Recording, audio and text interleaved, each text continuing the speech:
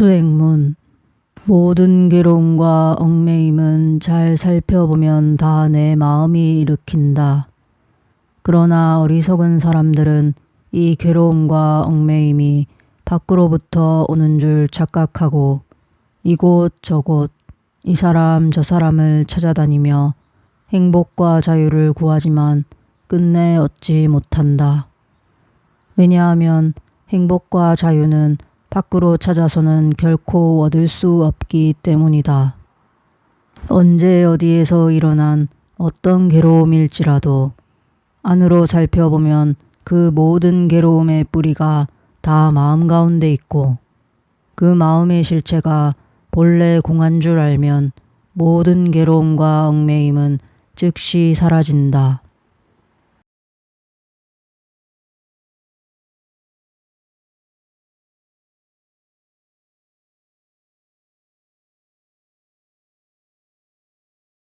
(108배) 수행 31째. 아무개야 깨어 있느냐. 우리는 늘 현재의 자기 직분을 놓치고 삽니다. 무엇인가를 배우러 와놓고는 남을 가르치는 사람도 있고 가르치러 왔는데 그걸 방임하는 사람도 있고 도움받은 것에 대해 감사해야 할 사람이 오히려 도와준 사람들을 욕하기도 합니다.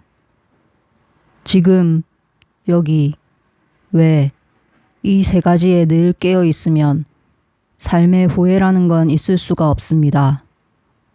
깨어 있지 못하기 때문에 지나고 보면 후회할 일이 생깁니다. 자기 이름을 자기가 부르고 자기가 대답하던 옛 선사처럼 한번 해보세요. 아무개야 자기 이름을 부르고 네 하고 대답하면서 너 지금 깨어 있니? 물어보세요. 예, 깨어 있습니다.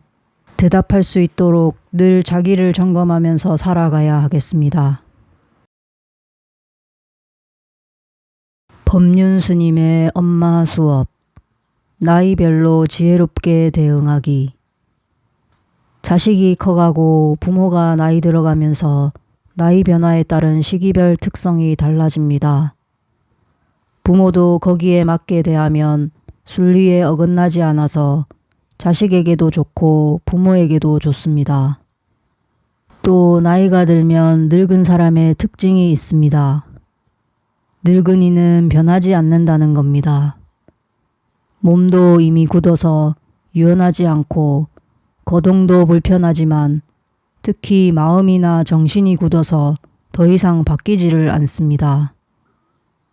친정부모든 시부모든 노인을 모시고 살다 보면 갈등이 생기는데 이때도 노인의 특성을 알면 크게 충돌하지 않을 수 있습니다. 노인들은 젊은 사람을 만나면 나름대로 자기 견해를 말합니다. 이래라 저래라 합니다. 그런데 자식 입장에서는 똑같은 얘기를 계속한다고 생각합니다. 그래서 부모가 하는 얘기를 다 잔소리로 받아들입니다. 그러나 부모는 잔소리를 하는 게 아닙니다. 생각이 바뀌지 않아서 똑같은 얘기를 계속하는 것일 뿐입니다. 자식이 아무리 부모에게 얘기해도 부모가 변할 가능성은 거의 없습니다. 그런데도 부모의 말이나 행동을 못마땅하게 여겨 어머니 그러면 안 돼요. 아버지 그러면 안 돼요. 이래야 해요. 저래야 해요. 이렇게 얘기합니다. 부모의 말이 듣기 싫고 그것 때문에 괴로우니까 부모가 바뀌었으면 좋겠다는 생각으로 자꾸 이야기를 하는 겁니다. 그런데 부모는 안 바뀌는 존재입니다. 안 바뀌는 존재인데 자꾸 바뀌기를 바라니까 결국 자기만 괴로워집니다. 그래서 부모와의 사이에 갈등만 깊어집니다. 그러면 부모를 어떻게 대해야 갈등이 없을까요? 항상 맞춰주는 겁니다. 어머니가 뭐라고 해도 네, 알았습니다. 그렇게 하겠습니다. 이렇게 맞춰주는 겁니다. 아버지가 뭐라고 해도 맞춰주는 겁니다. 그러면 이렇게 반발하는 사람이 있습니다. 틀린 얘기를 하는데 어떻게 맞춥니까? 그러나 사실은 틀리고 옳은 게 없습니다. 옳으니 그르니 하는 것은 다 내 마음이 짓는 것이지 본래 옳은 것도 그른 것도 없습니다. 부엌에 가면 며느리 말이 옳고 안방에 가면 시어머니 말이 옳다는 말이 있습니다. 옳다 그르다 하는 것은 각자의 견해일 뿐입니다. 교회에 가면 교회 얘기가 옳고 절에 가면 절 얘기가 옳고 일본에 가면 일본 사람 말이 옳고 한국에 가면 한국 사람 말이 옳은 겁니다. 남북한 관계에서도 북한 쪽에 가서 보면 남쪽이 문제이고 남한에서 얘기하는 거 보면 북한이 참 문제입니다. 전라도에 가서 물어보면 경상도가 문제인데 경상도에 가서 물어보면 전라도가 문제입니다. 아내의 얘기를 들어보면 다 남편이 문제고 남편에게 물어보면 다 아내가 문제입니다. 부모에게 물어보면 자식이 문제라는데 자식에게 물어보면 다 부모가 문제라고 합니다. 견해라는 것이 다 자기 입장에서 갖는 생각이기 때문에 서로 다를 수 있다는 걸 알아야 합니다. 특히 늙은 부모의 생각은 자식이 바꿀 수 없다는 사실을 알면 됩니다.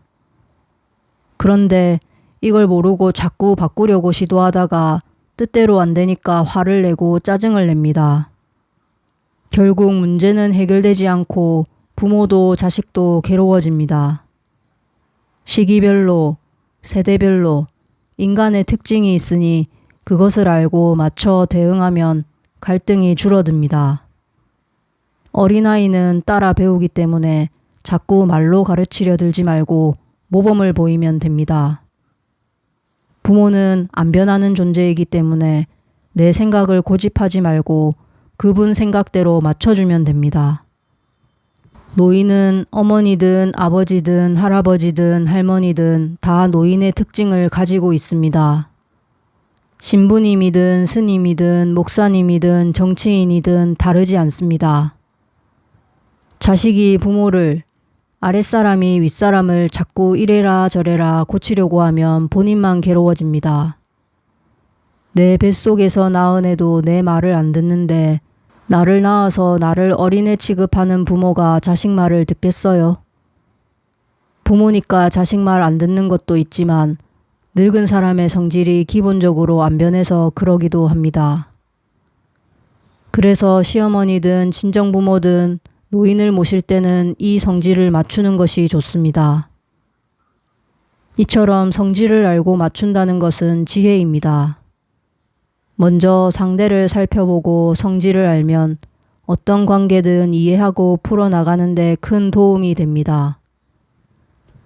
상대의 성질에 대해서 잘 모르기 때문에 자기 생각대로 상대를 이해하고 바꾸려 들기 때문에 관계에 문제가 생기는 겁니다.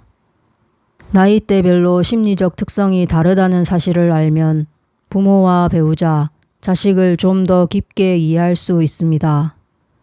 거기에 더해서 개인의 성질을 잘 살펴서 이해하고 거기에 맞춰 대하면 인간관계에 갈등을 만들지 않고 행복한 인연을 만들 수 있습니다.